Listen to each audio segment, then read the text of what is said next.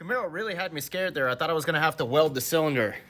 So I'm gonna try and find out what's going on with this misfire for the final time. I'm gonna swap my coil packs and see if it follows the coil pack. Already got the rundown. It was cylinder number 6 that was acting up, so we're gonna swap the coil pack from number 6 to number 8 and vice versa. And then I do have some replacement spark plugs, so I'm gonna throw in a new spark plug into cylinder number 6. If this doesn't work, I'm bringing out the welder. So I'm gonna remove this John. It's just two 10mm bolts. I'm actually gonna do cylinder number 4 because it's gonna be easier, but this looks all right. The wires aren't burned. We're all good. So I'm gonna do the swap now. This is the old switcheroo. This is the coil pack from cylinder number 6 going on cylinder number 4. Yeah, so let me go grab my new set of these. They were supposed to be for the Mustang, but I'll throw one in for this. So there's my brand spanking new plug. You know, may as well do one of these while we have the spark plug out. All right, so I guess we'll see right now. Just over 200, that's normal.